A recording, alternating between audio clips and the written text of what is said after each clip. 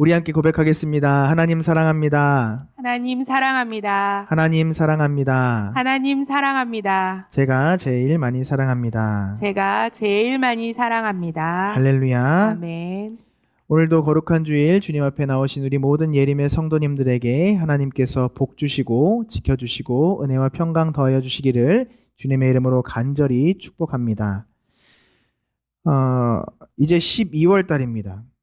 예수님의 탄생을 기념하는 성탄절이 이제 12월 25일에 있죠. 그래서 이제 교회력 절기로는 대강절 뭐 이렇게 부르기도 하고요.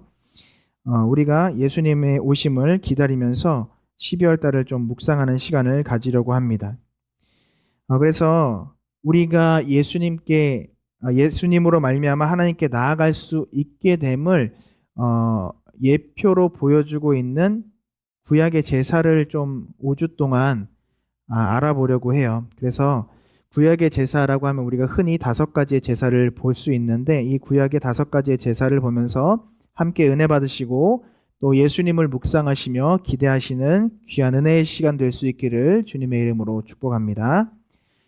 사랑하는 여러분, 이스라엘 가운데 특별히 출애굽한 이스라엘은요, 그냥 하나님께서 지으신 백성이 아니에요. 이게 무슨 뜻이냐면 애굽에서 마지막으로 나올 때 하나님께서 이스라엘 백성에게만, 특별히 순종한 이스라엘 백성에게만 주신 하나님의 특별한 은혜가 있었습니다. 그것은 무엇이냐면 장자를 살려주신 은혜예요.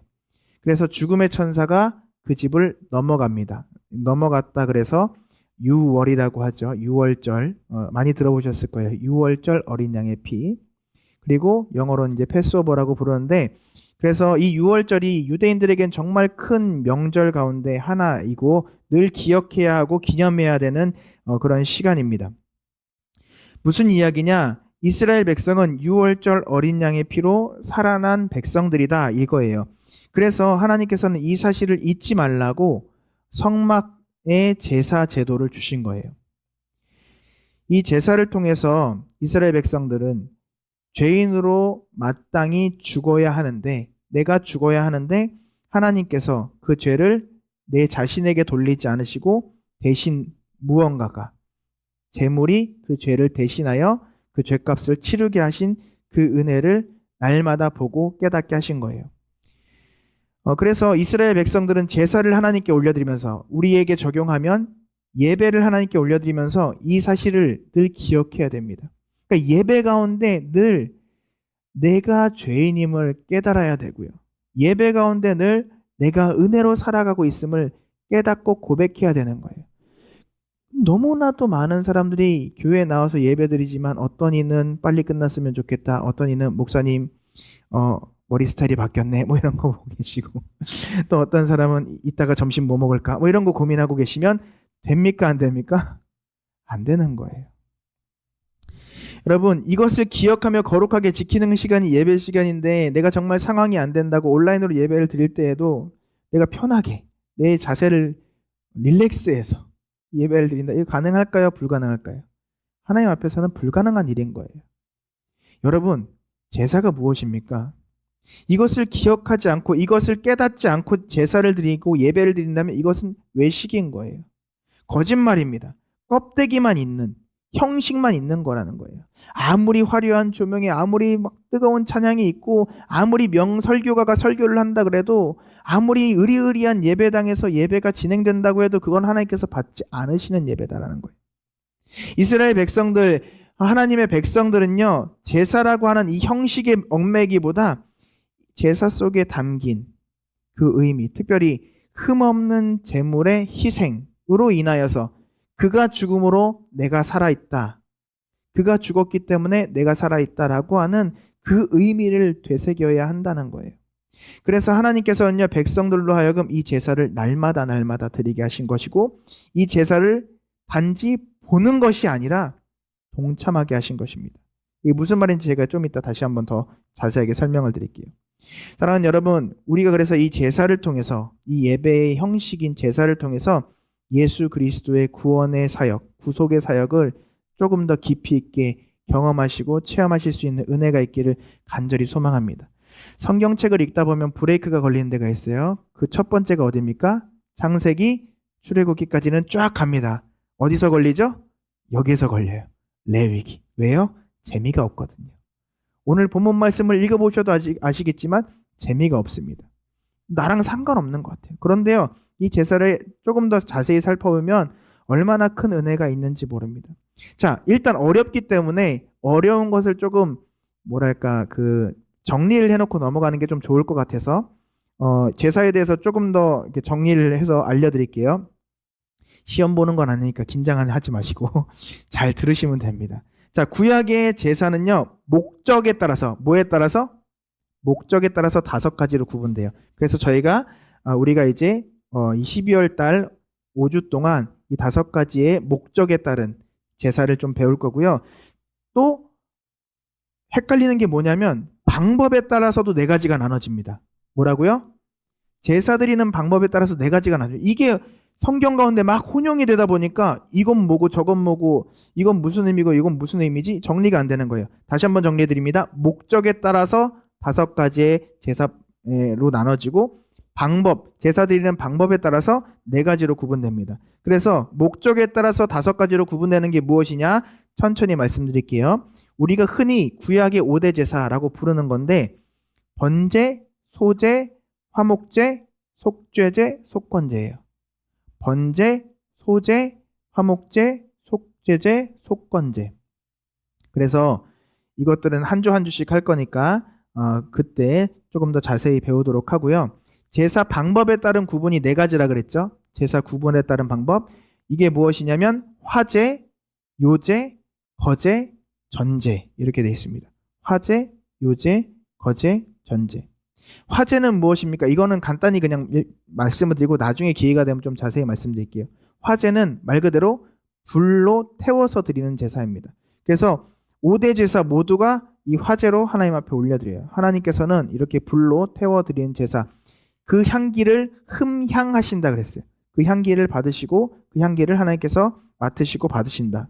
요제는 뭐냐면 요제하고 거제가 헷갈려요. 요제하고 거제는 뭐냐면 동일한 거는 들어 올리는 거예요.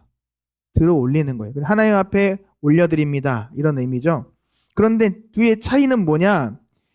요제는 화목제물의 부위가 달라요. 가슴 또는 곡식단을 높이 들고 방법도 다릅니다. 요제는 앞뒤로 흔드는 거예요. 이렇게 앞뒤로.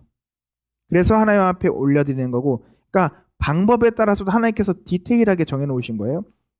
이 제사 방법은 화목제, 그리고 속건제, 그리고 땅에 처음 익은 곡식, 첫 열매를 하나님 앞에 바칠 때 드리는 방법입니다. 자, 거제는 무엇이냐? 화목제에 사용되는데 화목제 희생 제물의 오른편 뒷다리를 위아래로, 아까는 앞뒤로였죠. 위아래로 흔들어서 올려드리는 거예요.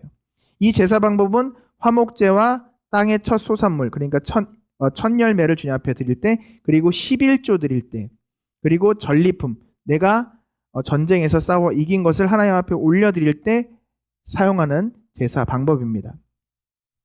자, 마지막으로 전제. 우리가 이거는 신약 성경에서도 한 번씩 볼 수 있게 되죠. 포도주나 독주를 다른 제물과 함께 부어드리는 제사. 부어드리는 제사예요. 그래서 화목제와 소제와 번제를 드릴 때 이 방법이 사용됩니다. 그래서 이 제사 방법도 나중에 기회가 되면 좀 말씀드려보도록 하겠습니다. 오늘 우리가 번제를 배울 건데요. 번제는 자원하며 드리는 제사이기도 하고 또 의무적으로 드리는 제사도 있습니다. 이게 두 개가 상반되잖아요. 그런데 두 개가 같이 가는 거예요. 의무적으로도 해야 되는데 자원하는 마음으로 드린다. 이게 뭐냐면 목적은 일단 신앙 고백과 경배예요. 예배의 기본이 번제인 겁니다.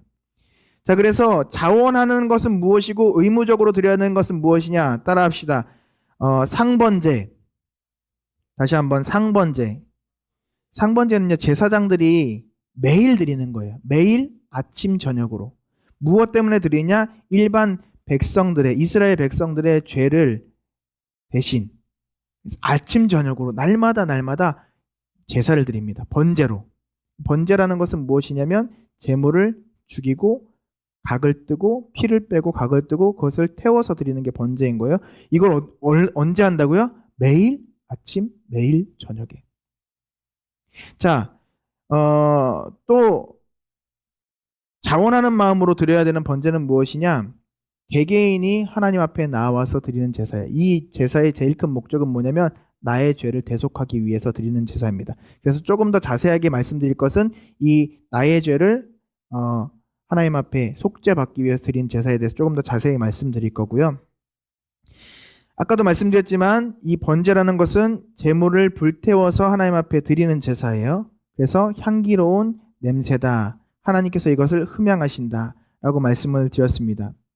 여러분, 제사는, 그러니까 바꿔 말하면 예배는 그렇기 때문에 온전히 누굴 위해서 드리는 것이다?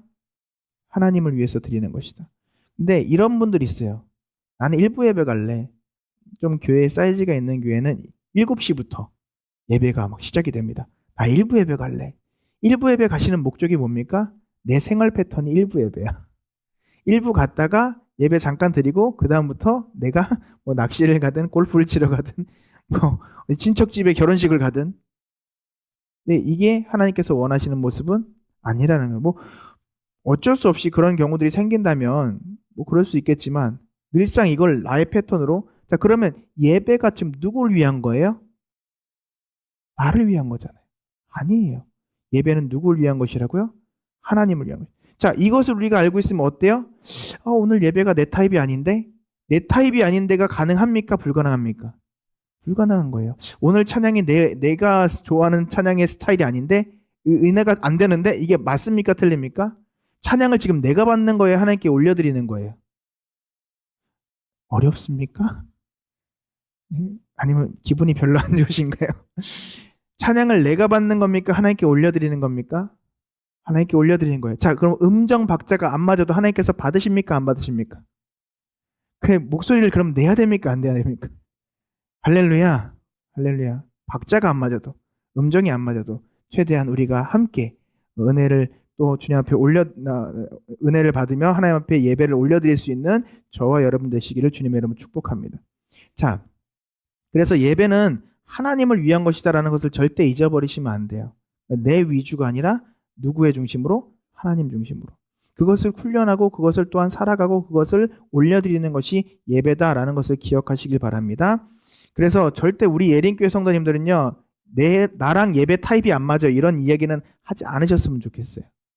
내 타입이랑 안 맞아요가 아니에요. 저 혹시라도 그런 이야기 하실까봐 예배 시간마다 다 타입이 달라요. 우리 교회는. 새벽 기도의 타입이 다르고 금요 기도의 타입이 다르고 이번 주 토요일 날 새벽 기도에 또 다르고. 할렐루야.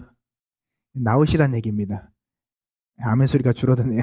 토요일 날 새벽 기도회가 있습니다. 우리 전 성도님들 함께 합력해서 참여해 주시기를 주님의 이름으로 축복합니다. 자, 그래서 이 예배는요, 하나님께 올려드려야 되고 하나님이 주인공이 되셔야 됩니다. 할렐루야. 그래서 그 누구도 주인공이 되어서는 안 돼요. 그래서 저도 가능하면 축도 이후에 광고를 넣은 이유가 뭐냐면 하나님께만 올려드리고 또 광고 시간에는 우리가 또 은혜를 나눌 수 있는 시간들이니까 그렇게 하기 위해서 예배의 그런 순서들을 좀 조정한 거니까 그렇게 알고 계시면 됩니다. 자, 또 이어지는 것은 무엇이냐? 예배는 온전한 예배가 되어야 된다. 뭐라고요? 온전한 예배. 온전한 예배가 될 수 있는 유일한 방법은 무엇입니까? 따라하겠습니다. 예수 그리스도의 보혈의 공로. 예수 그리스도의 보혈의 공로가 없으면 우리는 하나님 앞에 나아갈 수가 없는 거예요.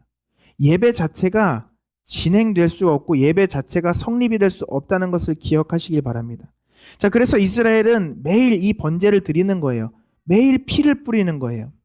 그것을 상번제라고 말씀드렸습니다. 상번제가 하루 2번이라 그랬어요. 첫 번째 오전에 하는 건 제3시, 오후에 하는 건 제9시입니다. 그러니까 하루를 시작하면서 그리고 하루를 마치면서 하나님 앞에 예배로 나아가는데요. 여러분, 예수님께서 제3시와 제9시의 희생제물이 되셔서 하나님의 뜻을 온전히 이루시고 온전한 제물 되셨다는 것을 성경 가운데서 우리가 기억하시기를 주님의 이름으로 축복합니다. 마가복음 15장 22절부터 37절 사이에 있는 내용들을 보면 이런 내용이 있습니다. 예수를 끌고 골고다라 하는 곳, 번역하면 해골의 곳에 이르러 때가 제3시가 되어 십자가에 못 박으니라. 그리고 계속해서 가다 보면 제9시에 예수께서 크게 소리를 지르시되, 그리고 마지막에 예수께서 큰 소리를 지르시고 운명하시다, 이렇게 되어 있어요. 그러니까 우리 예수님께서 3시에 그리고 9시에 드리는 이 상번제의 제물 되셔서 우리의 모든 죄를 짊어지시고 날마다 순간마다 우리가 하나님 앞에서 범죄하지만 예수 그리스도의 십자가 보혈로 단번에 그 죄사로 이 모든 죄값을 다 지불하신 거예요. 우리는 이제 날마다 주님 앞에 짐승을 잡아서 드리는 제사를 드릴 필요가 없어요. 왜요? 예수 그리스도로 인하여서 이 모든 것들이 해결되었기 때문입니다. 그렇기 때문에 온전한 제사는요, 흠없는 어린 양 되신 예수 그리스도 없이는 이루어질 수가 없는 거예요. 그래서 예배의 처음부터 예배의 마지막까지 예수 그리스도가 빠지면 그것은 예배가 아닙니다.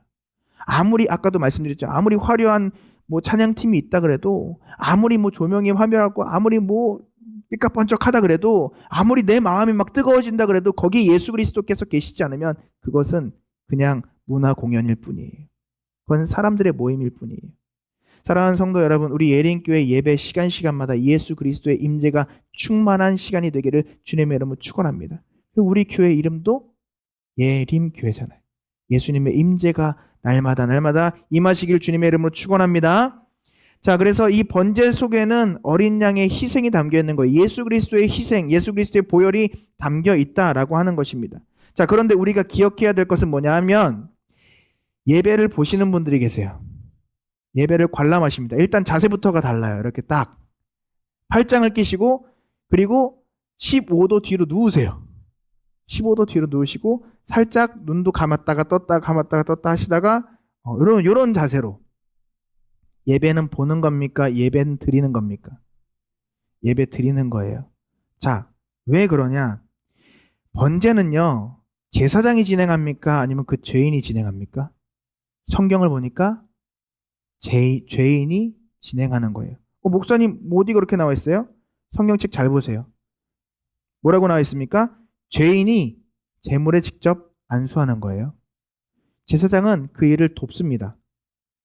제사장이 총괄을 하지만 이 제물에 안수하는 것도 죄인이고, 제물을 죽이는 것도 죄인이고, 이 각을 뜯는 것도 죄인이에요. 무슨 얘기냐면, 안수하면서 이 제물이 누가 되는 거예요? 나라는 것을 인정하는 거예요. 내가 내 죄인데 네가 내 죄를 대신하는구나. 그리고 어떻게 합니까? 칼로 죽이는 거예요. 내가 죽어야 되는 모습을 내가 보는 거예요. 내 죄가 얼마나 비참하여서 그 죄의 결과가 얼마나 두려운지 내가 보는 겁니다. 많은 사람들이 착각하는 부분이 이거예요. 예배를 봅니다. 예배에 참여하고 예배에 들어가야 되는데 예배를 보는 거예요. 제사장님, 아니에요. 목사님 설교 잘하네. 아니에요. 야, 찬양팀, 야, 잘하네. 아니에요. 내가 찬양을 드리는 거고 내가 말씀 가운데 아멘으로 받는 거예요. 여러분, 다시 한번 말씀드립니다. 번제는 죄인이 그 모든 일을 진행하게 돼 있어요. 절차가 이렇습니다. 죄인이 제사장 앞에 가서 제물에 손을 얹고 나는 이러한 죄를 지어서 제사를 드립니다라고 죄의 고백을 합니다. 죄의 고백을 해요. 그리고 제사장은 죄인으로 하여금 칼에 손을 쥐어주고 자신의 손으로 제물을 죽이게 하는 거예요. 여러분, 남자들이 소와 양과 새를 죽이는 거잖아요. 얘들이 한 번에 죽어요? 우리가 도살자입니까? 직업적으로 짐승 잡는 사람이에요? 아니죠. 이게 한 번에 죽겠습니까? 이게 가능하겠냐고요? 아니에요. 쉽지 않아요. 정말 어렵습니다. 그 울음소리가 다 들릴 거 아니에요. 그 고통하는 소리가 다 들릴 거 아니에요. 내 눈으로 그 고통을 다 볼 거 아니에요. 그 모습을 바라보면서 내가 그 나를 대신한 제물을 죽이는 게 제사의 시작이라고요. 그렇게 그 제물을 죽이고 목을 따서 피를 다 뺍니다. 그 피 비린내가 얼마나 많이 나겠어요. 그리고 그걸 다 양푼에 다 담아야 돼요. 그리고 고기에 각을 떠야 돼요. 다 분해해야 돼요. 여러분, 이거 업으로 하는 사람들이면 하겠죠. 근데요, 남자들도 사실 힘들겠죠. 여자분들은요, 나이가 어린 친구들은요, 연세가 많은 어르신들은요, 어떤 분들은 그러죠. 나 피만 보면 심장이 벌렁벌렁해서 그럼 제사 못 드리는 거예요. 제사를 드릴 수가 없어요. 그냥 그 징벌을 받아야 돼요. 하나님의 징계를 받아야 돼요. 내가 살기 위해서는 죽여야 되는 거예요. 이게 예배입니다. 여러분 이게 제사예요. 여러분 이 의미를 새겨야 되는 거예요. 이걸 다 하고 나서 제사장에게 드리면 제사장이 그걸 가지고 번제를 드리는 거예요. 여러분 나이가 많다고 나이가 적다고 내가 교회를 오래 다녔다고 내가 남자라고 내가 여자라고 아무 상관없습니다.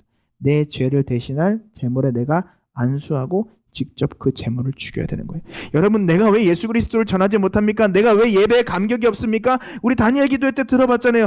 내가 예수를 만나지 못했기 때문이에요. 내가 그 십자가에 달려 죽으신 예수님이 나 때문에 내 죄를 인하여서 고통당하시고 죽으셨다는 것을 알지 못하고 만나지 못했기 때문에 그냥 보는 거예요. 예수님이 십자가에서 죽으셨구나. 예수님 믿으면 구원 맞는데 과연 이게 이렇게 될까요? 그래서요, 한 목사님은요, 청년들을 데리고 이스라엘에 실제로 갔어요. 그래서 실제로 제사 드리는 걸 참여하게 합니다. 여자친구들이요, 기겁을 하죠. 그 양이 막 소리 지르는 걸 다 들어보세요. 그게 내 모습이라고. 예배 드리는 태도가 달라질 수밖에 없는 거예요. 여러분, 이게 무엇을 의미합니까? 따라합시다. 예배는 철저히 내가 죽어야 됩니다. 예배를 제대로 드리면요, 교회가 시끄러울 수가 없어요. 예배를 제대로 드리면요, 하나님 앞에 불순종할 수가 없어요. 예배를 제대로 드리면요, 교만할 수가 없어요. 예배를 제대로 드리면요, 하나님의 은혜를 잊어버릴 수가 없어요. 내가 죽지 않았기 때문에, 내가 아직 살아있기 때문에 내가 드러나는 거예요. 나를 철저히 주님 앞에 죽이고 각을 떠서 잘라버리고 흔적도 없이 불살라 그 향을 올려드리는 것이 번제, 예배인 거예요. 이것이 진정한 회개고 이 회개로 인해서 시작되는 것이 예배인 거예요. 그래서 이 일을 위해서 예수님께서 우리 죄를 대신하여서 십자가 지셨다라는 것을 기억하시기 바랍니다. 이 사명 위에서 낮고 천한 이 땅에 순종함으로 오신 그 귀중한 영광의 사건이 바로 성탄이에요. 우리가 그냥 선물 주고 즐기고 웃으면서 맞이하는 그 성탄은 사실 이 성탄인 거예요. 그렇습니다, 여러분. 예수님께서는 나를 구원하시기 위해서 이 땅에 오신 거예요. 많은 사람들이요, 예수님과 나와 상관없다고 생각하는 사람들이 있어요. 때로는 예수님은 그냥 내가 도움이 필요할 때 잠깐 도움을 요청하는 존재로만 생각하는 분들이 있습니다. 아니에요, 여러분. 예수님은요, 우리를 위해서 오신 분이에요. 우리는 예수님 없이는 절대로 하나님 앞에 나아갈 수 없고요. 하나님 앞에 나아갈 수 없다는 것은요, 우리는 죽을 수밖에 없는 존재라는 거예요. 이미 죽어서 하나님 앞에서 죽은 자로 살아갈 수밖에 없는 거예요. 멸망당한 자로 살아갈 수밖에 없다는 거예요. 그래서 성경은 명확하게 이야기하고 있습니다. 요한복음 3장 13절에서 15절인데요. 제가 읽어드리겠습니다. 하늘에서 내려온 자, 곧 인자 외에는 하늘에 올라갈 자가 없느니라. 모세가 광야에서 뱀을 든 것 같이 인자도 들려야 하리니 이는 저를 믿는 자마다 영생을 얻게 하려 하심이니라. 아멘. 여러분, 그래서 우리도 매 예배 시간마다 하나님의 은혜 가운데 내가 죄인임을 깨닫는 은혜가 있기를 주님의 이름으로 축원합니다. 제가 늘 말씀드리자면 예배를 드리는데 늘 행복하고 즐겁고 막 양심에 꺼리낌이 없어요. 둘 중에 하나가 잘못된 거예요. 예배가 잘못됐든지 아니면 내가 잘못됐든지. 그런데요, 예배가 잘못될 리가 없어요. 왜요? 하나님께서 행하시고 일하시는 것이기 때문에. 누가 잘못된 겁니까? 내가 잘못된 거예요. 여기에서 하나님의 말씀이 선포되면요, 우리가 어찌할꼬 이게 자연스럽게 나오는 거예요. 하나님의 말씀은 살아 능력이 있어서 좌우의 어떤 날성검보다 예리하여 우리의 심령과 골수를 찔러 쪼개기까지 하며. 그러니까 말씀을 받을 때 우리의 심령이 막 동해야 되는 거예요. 움직여야 되는 거예요. 찔려야 되는 거예요. 하나님, 내가 죄인입니다. 말씀에 비춰보니 내가 또 죄인입니다. 주님 용서하여 주옵소서. 그래서 우리가 계속해서 말씀을 드리면 하나님 앞에 정말 죄인임을 깨닫는 은혜가 있게 해달라고 구하시는 그런 은혜들이 우리 가운데 있기를 주님의 이름으로 축복합니다. 계속해서 우리가 보면요, 그러면 우리는 어떤 자세로 예배드려야 되는가, 어떤 예배자가 되어야 되는가 좀 알아보도록 하겠습니다. 제물을 죽인 죄인이 이제 제물을 각을 뜨면서 자기 죄를 고백을 하는 거예요. 자, 머리를 자르면서 어떻게 생각해야 될까요? 무엇을 묵상해야 됩니까? 내 못된 악함과 내 못된 생각과 내 못된 고집과 내 못된 교만 때문에 예수님께서 머리에 가시면류관을 쓰셨구나. 그 재물의 가죽을 벗기면서 어떻게 해야 됩니까? 나의 수치를 가리시려고 예수님께서 옷 벗김을 당하셨구나. 그 수치를 당하셨구나. 그 재물의 팔과 다리를 자르고 각을 뜨면서 내가 손으로 한 죄 때문에, 내가 발로 저지른 죄 때문에 예수님께서 손과 발에 십자가에 못 박히셨구나. 묵상해야 되는 거예요. 그 재물의 속 내장을 씻으면서 무엇을 묵상해야 됩니까? 내 안에 있는 모든 더러움을 씻어내고자 우리 예수님께서 그 옆구리에 장이 찔려 물과 피를 쏟으셨구나. 예배 시간이요, 정말 기쁜 시간이지만 이 은혜를 묵상해야 되는 시간인 거예요. 그렇습니다, 여러분. 우리는요, 머리끝부터 발끝까지 다 병들어 있는 거예요. 우리의 마음과 생각과 뜻, 행위 어느 것 하나도 하나님 앞에 올바르지 않습니다. 그래서 성경은 이렇게 이야기합니다. 이사야서 1장 4절에서 6절 말씀입니다. 슬프다 범죄한 나라요, 허물어진 백성이요, 행악의 종자요, 행위가 부패한 자식이로다. 그들이 여호와를 버리며 이스라엘의 거룩한 자를 만홀히 여겨 멀리하고 물러갔도다. 너희가 어찌하여 매를 더 맞으려고 더욱더욱 패역하느냐. 온 머리는 병들었고 온 마음은 피곤하였으며. 그래서 제가 예수 그리스도 이름으로 권면드리잖아요. 하나님을 떠나가면, 멀리하면 더 매맞는다니까요. 하나님이 사랑하시기 때문에 매를 드시는 거예요. 사랑하는 여러분, 속히 급히 주님께서 부르실 때 더 주님 앞으로 나아오시기를 간절히 축복합니다. 근데 부담스럽잖아요. 불편하잖아요. 너무 어렵잖아요. 그래서 자꾸 떠나가는 거예요. 왜요? 누구 중심이니까? 내 중심이니까. 내 중심이니까. 사랑하는 여러분, 우리는 이렇게 주님 앞에서 병든 자예요. 병들면 어때요? 밥 먹기도 싫고 눕고 싶고 내가 뭔가 하기가 싫잖아요. 근데요, 생명이 있는 사람, 생동감 있는 사람 어떻습니까? 내가 무엇을 하지? 내가 어떻게 살지? 내가 어떻게 해야 될까? 우리 예린교회 성도님들, 영이 살아있는 성도님들 되시길 주님의 이름으로 축원합니다. 그래서 이 예배 가운데 우리의 영이 사는 거예요.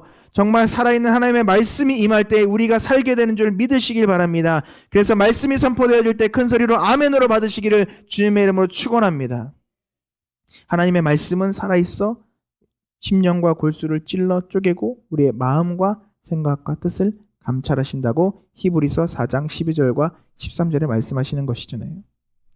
이렇게 우리가 살기 위해서는 말씀 앞에서 우리의 몸과 마음과 생각과 행동 하나하나, 언행심사가 다 주님 앞에 낱낱이 죄로 드러난다는 것을 잊지 마시기 바랍니다. 그래서 그냥 주님 앞에 나오시면요, 막 가려놓을 생각하지 말고, 막 감출 생각하지 말고, 어차피 하나님 다 아시는데 주여 아시죠. 주님 아시죠. 그렇게 주님 앞에 두 손 들고 나아가세요. 주님, 나를 불쌍히 여겨주옵소서. 주님, 나를 긍휼히 여겨주옵소서. 주님의 은혜를 내려 주시옵소서. 그렇게 내 죄를 주님 앞에 고백하고 그 죄의 비참함 앞에 설 때에, 그 죄를 마주할 때에, 그 죄의 두려움을 마주할 때에 그제서야 예수님을 만나는 거예요. 그제서야 예수님을 보게 되는 거예요. 아니야, 내가 널 위해서 이미 십자가에서 그 모든 죄값을 치루었단다. 내게로 오거라. 내게로 와서 쉼을 얻거라. 내게로 와서 생명을 얻거라. 그 음성 듣고 주님께로 나아가는 저와 여러분 되기를 주님의 이름으로 축복합니다. 그래서 예수님 만난 사람들은요, 보면 패턴이 다 똑같아요. 주님 앞에 나와서 막 부르짖어 기도해요. 그러다가 막 그 죄의 그 비참함 때문에 정말 가슴을 치면서 통회하며 자복하며 회개하는데 어느 순간 기쁨의 눈물이 나오는 거예요. 막 슬픔의 눈물, 정말 그 고통의 눈물을 흘리다가 하나님을 만나고 나면, 예수님을 만나고 나면 그 구원의 은혜와 감격이 너무나도 크기 때문에 배 안에서 기쁨의 눈물, 주여 어찌 이런 사람을 위하여서 십자가에서 보혈을 흘려주셨나이까. 주님 감사합니다. 오늘도 나를 붙잡아 주시고 오늘도 나를 인나여 주시고 오늘도 나를 주님께서 지켜 보호하여 주셔서 감사합니다. 내가 주님 안에 거하게 하여 주심에 감사합니다. 내가 오늘도 하나님의 사람으로 살겠습니다. 내가 오늘도 주의 영광 위에 살겠습니다. 주여 나를 사용하여 주옵소서 고백하게 되는 거예요. 그 사람에게 하나님의 평강과 하나님의 은혜와 하나님의 감사가 밀려오게 된 줄 믿습니다. 돈 많이 벌게 해주세요.